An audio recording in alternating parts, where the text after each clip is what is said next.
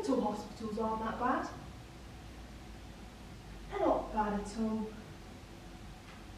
Quite nice, really. And not a bit like the snake pit.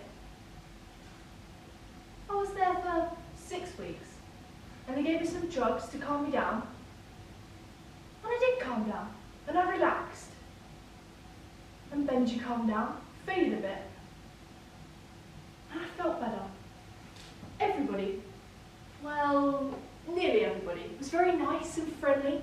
And all the staff, doctors, nurses and therapists said that if I had a problem, I could always talk to them about it.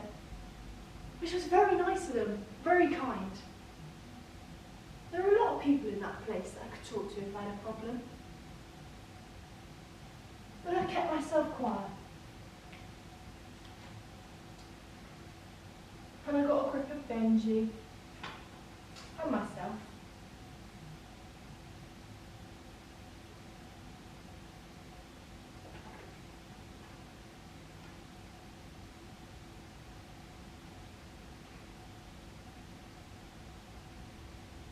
And I felt better. My parents' sister visited me once. That was embarrassing. And then out, with a promise to keep taking the medications and going to the outpatients and do a little gardening job. It was decided I should live in a hostel, be independent, but have help close by. Somebody there if I needed them. If I had a problem. If I had another breakdown. The hostel warden was a bloke called Peter. Peter never once said that if I had a problem I could talk to him about it. Peter never once assumed that I had a problem. Peter wouldn't talk to ex-mental patients about problems. Peter would just chat anytime, all the time, whenever. Peter helped. Peter was a friend. All the people in that hostel were friends. It was a very friendly atmosphere. I liked it. I felt like 7 ex-mental patients, a few staff members and Peter were my family. An odd family. A friendly family though. And I lived with them for 2 years. And Benji was there. In the background at first because of the drugs. But as I slowly felt better, more secure, less in need, false security. I stopped taking them. Thought I could manage without them.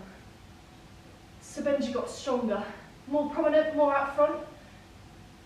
Friendly though, she was friendly for weeks, very popular, no trouble. False security.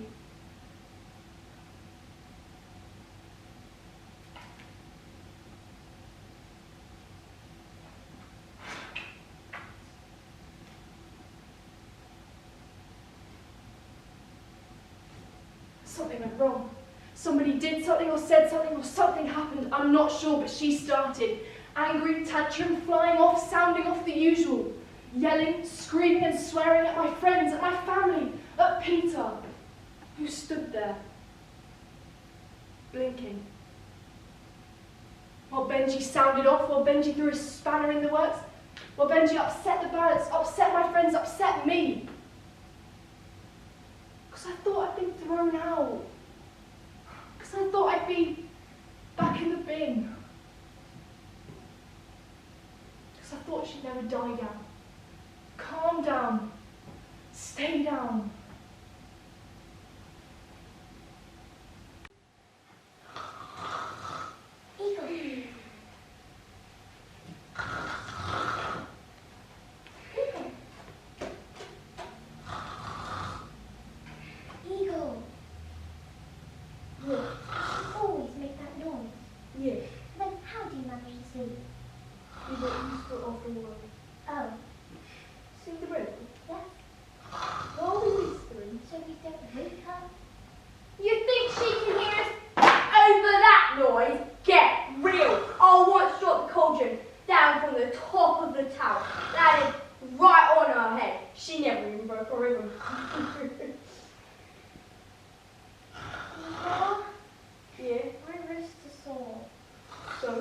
wondered if you could untie me. Wouldn't I get into trouble then? No, I wouldn't tell. You can tie me up the minute it looks like she's going to wake up. I don't know. I mean, she could turn very nasty when she's angry. You won't believe how nasty she can turn when she's angry. I'm sure I could manage. I would ask Mom it. My wrists are very sore. All right, then, won't for a while. Igor! I do hope you're not going to do something that'll make me turn nasty. No, master. Then go pick up your duster and go dust. Yes, master. And stop calling me master. Yes, master. Right then, let's have a look and see if your fairy godmother's coming to save you. It won't work, you know. Wicked Witches never win. Everyone knows that. Well then, I better just untie and get you talking home then, hadn't I? That would be nice. What did you say? I said that would be... Mice! She said mice, master. Mice. Mice? Yeah. So they think it's the same now. And they're like, hey, it's mice man or totally mice. Mice. They... Really? I thought she said the unforgivable word. The unforgivable word? No, she didn't say the unforgivable word. Did you? Because if you said the unforgivable word, that would be really bad. Like, really, really, really bad. You never do anything that was really bad, would you? No, I definitely didn't say the unforgivable word. I definitely said mice. Well, what does this mice mean then? It means, The opposite of nasty master. I see. So in this new vocabulary world, are wicked witches normally mice? no, they're normally nasty. Oh, and do they do nasty things? Yes, and sometimes they even say nasty things. Well, you mean something like, I'm going to enjoy killing you very, very, very much. Killing me? You never said you were going to kill me before. What? Really? Oh, it must have slipped my mind. I suppose you're going to start whimpering and begging for your life now? No, Not even a little? not even a tad. Fine, be like that. See if I care. I don't believe it. I just don't believe it. What is it, master? That half-brained Prince Charming still wandering around with two of the palace guards. Oh. They should be fast asleep from exhaustion from all that wandering around in the mist. Oh. And not only that, Jack and the clock and Hansel and Gretel are still awake too.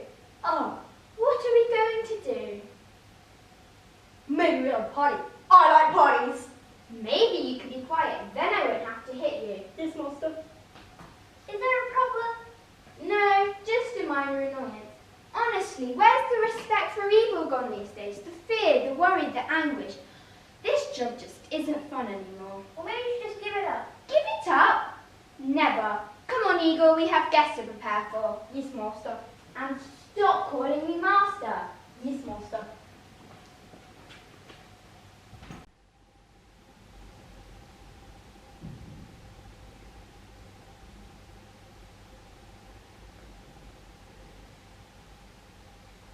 Donald Jones. You have of late stood out against your sister, and she has newly taken you into her grace. It is needful that you frame the season for your own harvest. I am a plain-dealing villain, Horatio. If I had my mouth, I would bite. In the meantime, let me be that I am, and seek not to alter me. I have news of an intended marriage. Will it serve for any model to build mischief on? It is your sister's right hand. The most exquisite Claudio. Even he. What way looks he? On Hero, daughter and heir of Leonata. That young startup had all the glory of my overthrow. If I could cross him in any way, I bless myself every way. Will you assist me? To the death, my lady.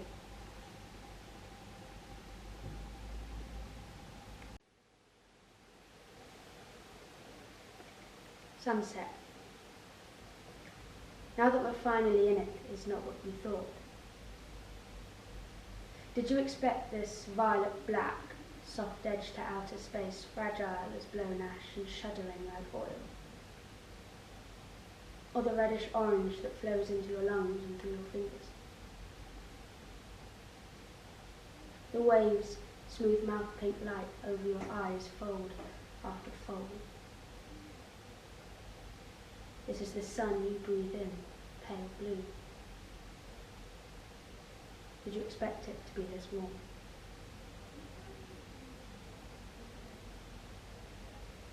One more goodbye, sentimental as they all are. The far west recedes from us like a mauve postcard of itself and dissolves into the sea. Now there's a moon, an irony. We walk north towards no home, joined at the hand.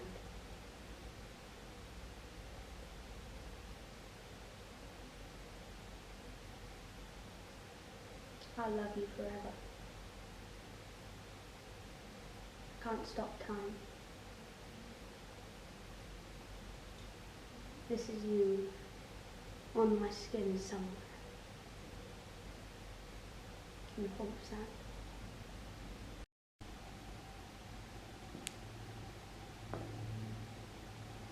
It is so.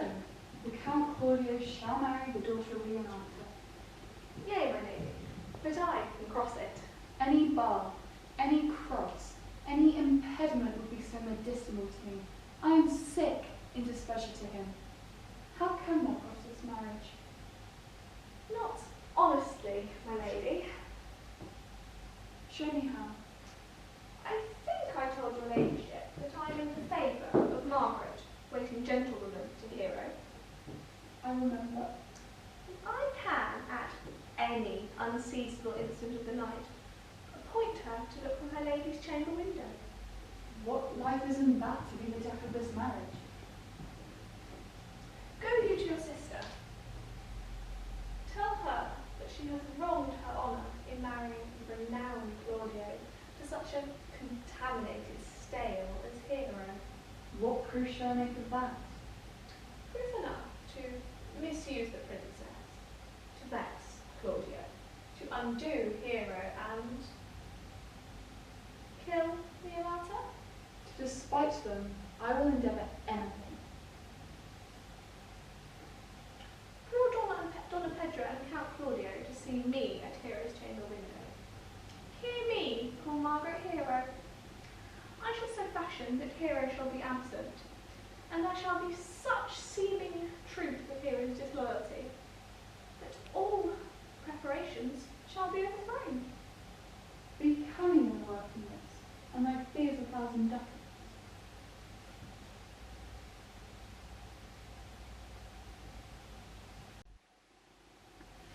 Left, left, left, right, left.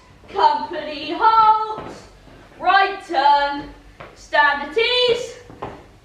Oh, stand easy. Ah, blimey. What have you done to your boots? Do you like them? They're hobnail boots. My mum gave me them for Christmas. She was well chuffed. One for the price of two. They're especially hobbly and naily. Well, they certainly hobbled me. I'll let her know. Do you want me to get you some? No, you're all right there, Fred. I think I'll give it a miss. What are you looking for?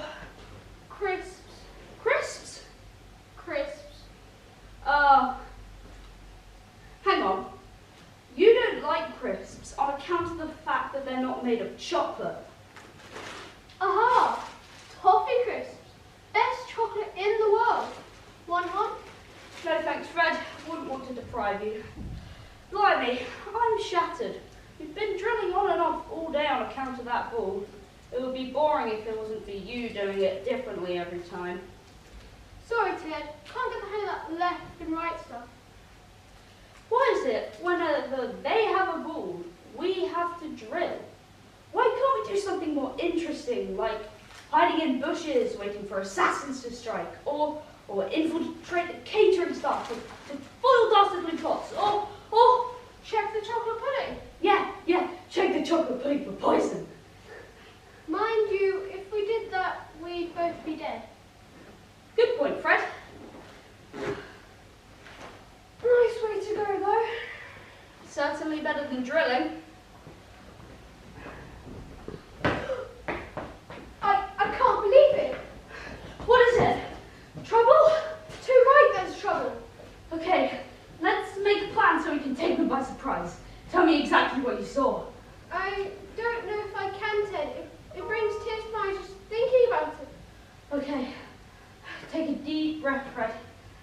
go through it slowly.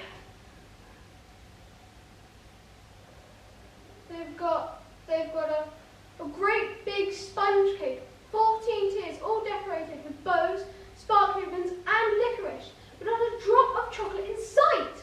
It's criminal, that's what it is. Someone should have words with that cook. I mean, I won't use words like that because my mum said I can't, but I'll definitely be giving that cook a very nasty stare next time we meet. Right, well, we'll all sleep better knowing that. Cinderella still dancing with that Prince Charming? Yeah, Right, oh, time for bed. it's only 5 to 12, Ted. We're on till 12. Look, I'm shattered.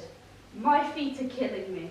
We've done more drilling in the past 18 hours than any man could ever reasonably drill. And we haven't seen a sign of trouble in 2 weeks. Do you really think us leaving a little earlier is going to make that much of a difference? Besides, by the time we get back to the barracks and sign off, it'll be 12 o'clock. Well, when you put it like that, It's only 5 more minutes, Fred. What can happen in 5 minutes? Further and further away. No understanding. No communication. Just me and Benji in our own little world. And all the rest of them in theirs. Miles apart and no bridges.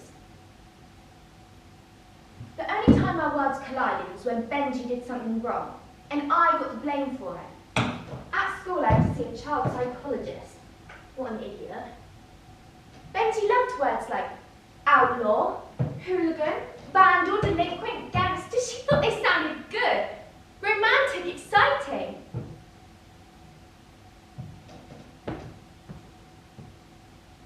Benji would swear. It wouldn't have been so bad if it was just swearing. But it wasn't. It wasn't just swearing. Benji stole. She stole money from my parents, from my schoolmates, from everybody she needed. She didn't have to. And shoplifting and stealing things, silly things. She didn't need them. She stole a toy car once. She didn't even like it. She threw it away later. And travelling, going off, travelling around, jaunting off, playing trot from school, just travelling around anywhere. And she shouted. And she shouted at people. She'd go mad and she'd shout at people and throw tantrums. She'd throw things at the wall, at the room, at people. She'd throw the ornaments and the furniture all over the room and at people. She'd throw things at people and swore at them and she swore. It wouldn't have been so bad if she just swore. But she didn't.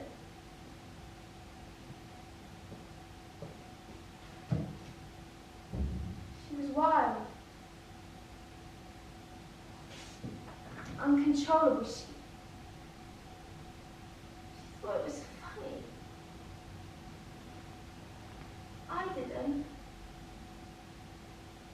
I never wanted to get into all that trouble.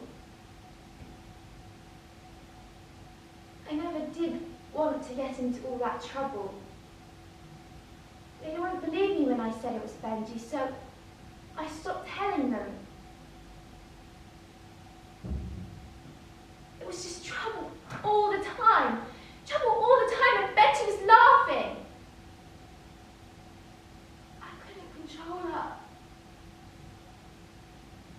I couldn't stop her. She scared me.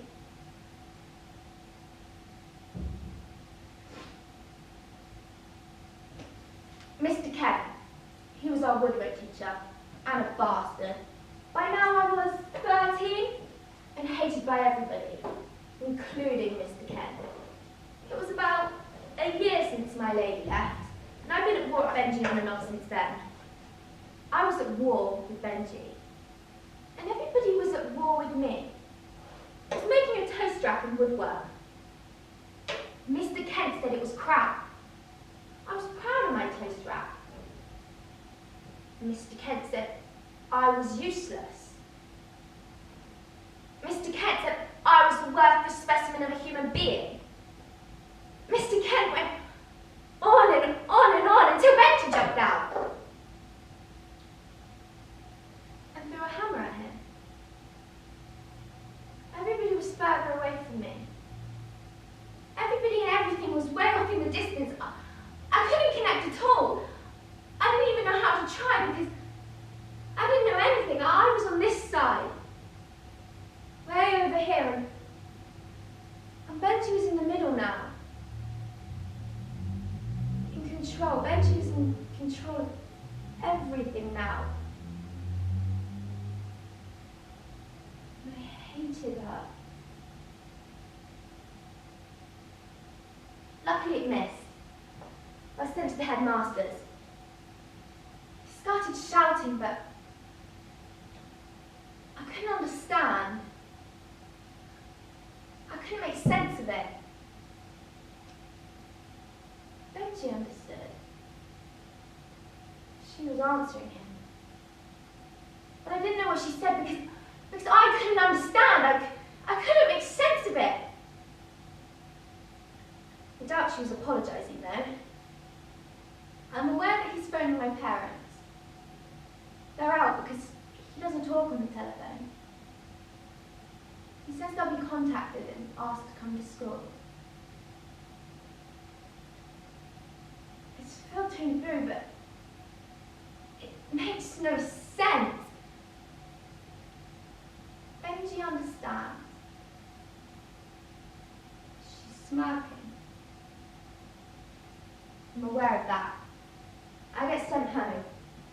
I go home. In the evening they get the call. They're asked to come in, but they don't know why. Just that they have to discuss me. I am to be discussed. They have to discuss me. They asked me why. I said I didn't know. Because I didn't, really. It doesn't make sense. But I'm aware that they're looking at me with hatred.